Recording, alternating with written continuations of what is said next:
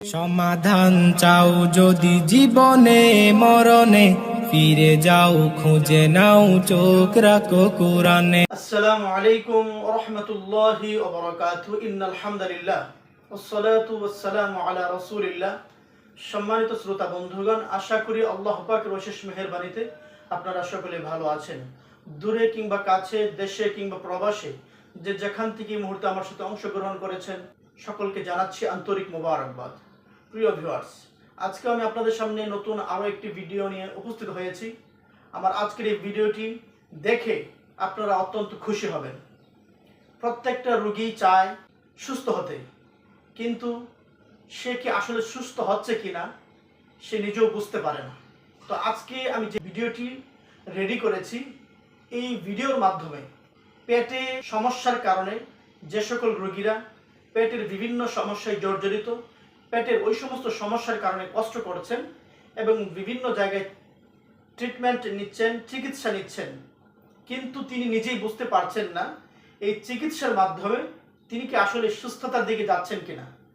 আজকের আমার এই ভিডিওর মাধ্যমে রোগী নিজেই বুঝতে পারবেন তিনি যে চিকিৎসা নিচ্ছেন, এই চিকিৎসার কতটুকু অগ্রগতি হচ্ছে, এই চিকিৎসার মাধ্যমে তিনি কিভাবে সুস্থতার দিকে এগিয়ে যাচ্ছে। আজকে আমার আলোচনার বিষয়বস্তু হচ্ছে পেটের জাদু নষ্ট হওয়ার লক্ষণ সমূহ। আপনি কিভাবে বুঝবেন আপনার পেটের জাদু নষ্ট হচ্ছে। পেটের জাদু আমরা জানি চারটি মাধ্যমে নষ্ট হয়ে থাকে। এক নম্বর হচ্ছে সরাসরি রুকিয়ার আয়াত পাঠ করার মাধ্যমেও পেটের জাদু নষ্ট হয়। যখন কোনো পেশেন্টের সামনে পেশেন্টকে কোরআন ও হাদিসের আয়াতের মাধ্যমে তাকে রুকিয়া করা হবে, রুকিয়ার আয়াত এবং হাদিসের দোয়াগুলো যখন তার সামনে পড়া হবে, ওই রোগী তখন দেখা যাবে সে নিজেকে স্বস্তি ফিল করবে, নিজেকে অনেকটাই হালকা অনুভব করবে।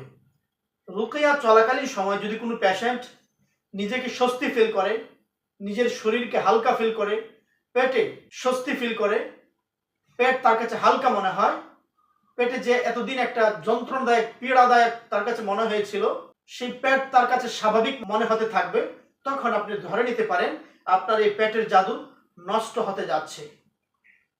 পেটের জাদু নষ্ট হওয়ার দ্বিতীয় মাধ্যম হচ্ছে বমির মাধ্যমে পেটের জাদু নষ্ট হয় এবং পেটের জাদুগুলো বের হয়ে যায়।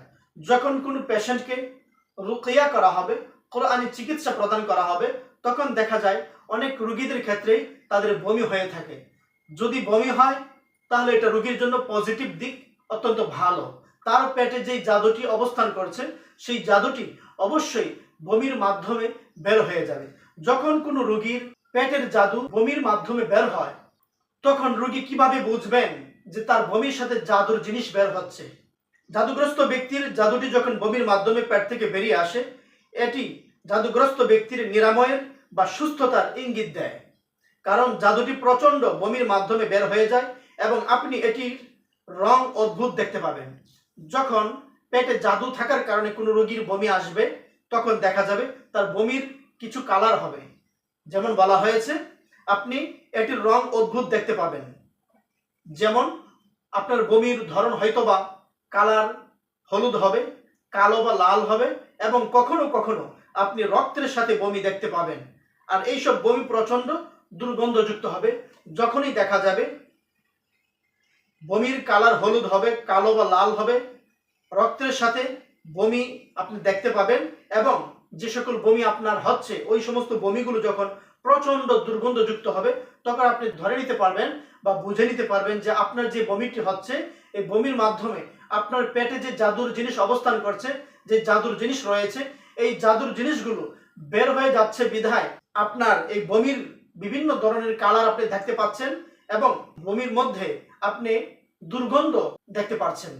এটি হচ্ছে পেট থেকে জাদু বের হওয়ার লক্ষণ। আপনি নিজেই তখন বুঝতে পারবেন যে আপনার পেট হালকা মনে হচ্ছে। আপনার পেট এতদিন যে একটা অস্বস্তিকর পরিস্থিতিতে আপনি ছিলেন, পেট আপনার কাছে ভারী মনে হয়েছে, আপনি কোনো কিছু খেতে পারছিলেন না, পেট সহজে কোনো খাবারই আপনার গ্রহণ করতে পারছিল না, এই বমি যখন হবে, বমির পর দেখা যাবে আপনার পেট একেবারে হালকা হয়ে যাবে। পেট থেকে জাদুর জিনিস বের হওয়ার তৃতীয় যে মাধ্যম রয়েছে, সেই মাধ্যমটি হচ্ছে প্রস্রাব। যখন কোনো পেশেন্ট প্রস্রাব করবে, এই প্রস্রাবের সাথেও দেখা যায় জাদুর জিনিস বের হয়ে যায়।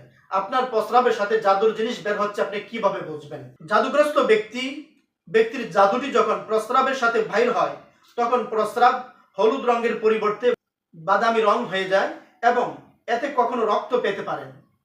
আর কখনো কখনো অনুভব হবে খুব দ্রুত গতিতে বীর্যের মতো প্রস্রাবের সাথে কিছু বের হচ্ছে।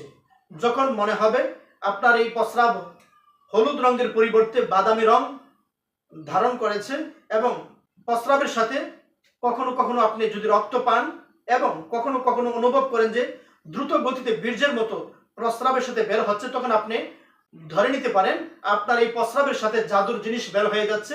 তখন দেখবেন আপনি প্রস্রাব করার ফলে আপনি নিজেকে অনেকটাই হালকা অনুভব করবেন। পেট থেকে জাদুর জিনিস বের হওয়ার আরো একটি মাধ্যম রয়েছে, আর সেটি হচ্ছে বাথরুম করার মাধ্যমেও পেট থেকে জাদু বের হয়ে থাকে। বাথরুম করার মাধ্যমে যখন জাদু বের হয়, তখন দেখা যায় আপনার এই বাথরুমের বিভিন্ন ধরনের কালার হয়ে থাকে। মলত্যাগের সময় পেটের জাদু নষ্ট হয়ে বের হওয়ার কিছু লক্ষণ রয়েছে। আপনি যখন মলত্যাগ করবেন, বাথরুম করবেন, আমি যে লক্ষণগুলো উপস্থাপন করব, যখন এই সমস্ত লক্ষণগুলো আপনি দেখতে পারবেন, তখন আপনি নিজেই বুঝতে পারবেন যে আপনার এই বাথরুম করার মাধ্যমে, মলত্যাগ করার মাধ্যমে অবশ্যই জাদুর জিনিস বের হয়ে যাচ্ছে। প্রথম দিন যখন আপনি চিকিৎসা নেবেন, চিকিৎসা নেওয়ার প্রথম দিন আপনার বাথরুম করতে গিয়ে আপনি দেখবেন জাদুগ্রস্ত ব্যক্তি থেকে মল ফেনাযুক্ত হবে এবং মারাত্মক ডায়রিয়া তার হওয়ার সম্ভাবনা রয়েছে এবং খুব দুর্গন্ধের আকারে তার মলগুলো বের হবে।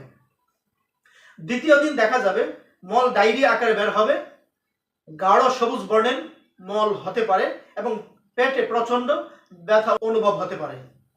চিকিৎসা তৃতীয় দিন দেখা যাবে মলের সাথে অদ্ভুত ফেনা দিয়ে কালো রক্ত বের হচ্ছে। চতুর্থ দিন দেখা যাবে ডায়রিয়ার আকারে মল বের হচ্ছে বা অনেক গ্যাসের উপস্থিতি সহ মল বাদামি রং আকার ধারণ করেছে। পঞ্চম দিন চুলের আকারে মল বের হচ্ছে, ভেড়ার মলের মতো, সঙ্গে রঙিন তরল বের হচ্ছে। ষষ্ঠ দিন কালো মল এবং বাদামি রঙের তরল মল আপনি লক্ষ্য করতে পারবেন। সপ্তম দিন মল ডায়রিয়া আকারে আসবে এবং তরল কোনো দুর্গন্ধ নেই। তবে এখানে একটি বিষয় লক্ষণীয় হচ্ছে, সবার ক্ষেত্রে একই রকম কিন্তু সিমটম হবে না, কারো কারো ক্ষেত্রে এখানে সিমটম পরিবর্তন হতে পারে। সব সিমটমই একজন ব্যক্তির মাঝে দেখা যাবে না। আমি যে সিমটমগুলো আলোচনা করেছি, এ জাতীয় 2-4টা সিমটম যদি মিলে যায় বা 2-1টা যদি মিলে যায়, তখন আপনি ধরে নিতে পারেন ইনশাআল্লাহ আপনার পেটে যে জাদু ছিল, আপনার এই পেটের এই জাদুটি মল ত্যাগ করার মাধ্যমে বেরিয়ে যাচ্ছে। সুতরাং আমার এই সংক্ষিপ্ত আলোচনার মাধ্যমে আপনারা ইতিমধ্যেই বুঝতে পেরেছেন পেটের জাদু নষ্ট হওয়ার 4টি মাধ্যম রয়েছে। একটি হচ্ছে সরাসরি রুকিয়ার আয়াত পাঠ করার মাধ্যমে, আরেকটি হচ্ছে বমির মাধ্যমে, তৃতীয় নাম্বারটা আমি বলেছি প্রস্রাবের মাধ্যমে, চতুর্থ নাম্বার বলেছি বাথরুম করার মাধ্যমে। প্রত্যেকটা বিষয় আমি সংক্ষিপ্তভাবে আলোচনা করার মাধ্যমে আপনাদেরকে বোঝাতে চেষ্টা করেছি। আশা করি আমার এই সংক্ষিপ্ত সময়ের আলোচনাগুলো আপনি অত্যন্ত মনোযোগ সহকারে শুনেছেন এবং বুঝতে পেরেছেন। আবারও দেখা হবে নতুন কোনো একটি ভিডিওতে। সেই পর্যন্ত আল্লাহ তাআলা আপনাদের সকলকে ভালো রাখুক, সুস্থ রাখুক, এই প্রত্যাশা ব্যক্ত করে আজকের মতো এখানেই বিদায় নিচ্ছি। আল্লাহ হাফেজ।